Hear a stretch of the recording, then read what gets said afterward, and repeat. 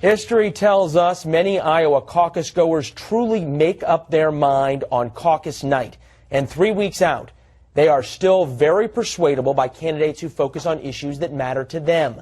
A Fox News poll shows national security at the very top of the list for Iowa caucus goers, followed quickly by economic issues. Those issues, rather than personal attacks, will be front and center at the next GOP debate hosted by our sister channel, the Fox Business Network, coming to you this Thursday.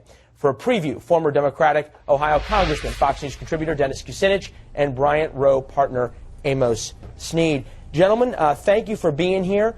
Amos, first to you as we look at these poll numbers out of Iowa. How does this affect the candidates' messaging the last 3 weeks before the caucus? You know, Leland, I'm glad you showed that, because if you really look at this, I think Republicans across the country would prefer to have a conversation about the issues and about the policies instead of how loud Donald Trump can be on Twitter. So as we're getting, we're 4 days out from this debate, we're just weeks out from the caucuses, I'm really happy as a Republican that we're shifting more towards that type conversation. When we're looking at this, break this down though, it says economic issues are the second most important thing. So how, if you're advising a candidate, how do you say talk about economic issues? Because Republicans, it's a very broad group. What economic issue is most important?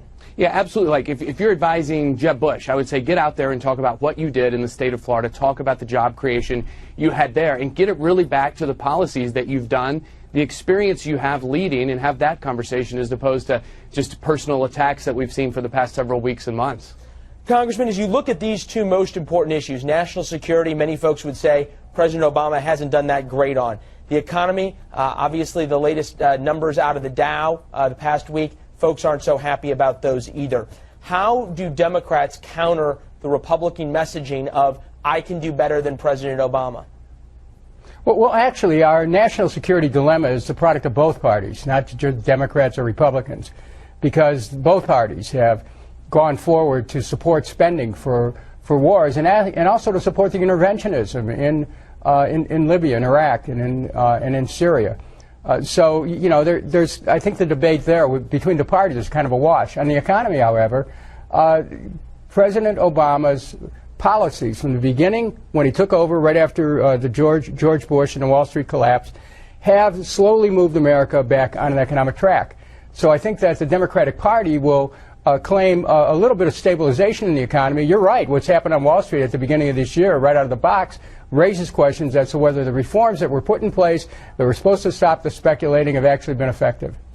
Well, and we'll continue the thought on President Obama's policies with you, Congressman. Mrs. Clinton this morning on one of the Sunday shows continued to say, I'm going to further President Obama's policies. That's been a mainstay of her campaign. Yet when you look at the latest poll of her in New Hampshire against Bernie Sanders, she is down 13 points, and that gap is widening. So, Congressman, as it comes down to the issues, two questions. One, is Hillary Clinton going to have to move farther to the left to try and close that gap with Bernie Sanders? Two, if she does it make it more difficult for her come the general election, assuming she is the nominee?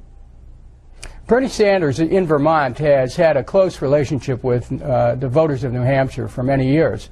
So I think he not only has an advantage, I think that it would be shocking if Bernie Sanders did not win Vermont.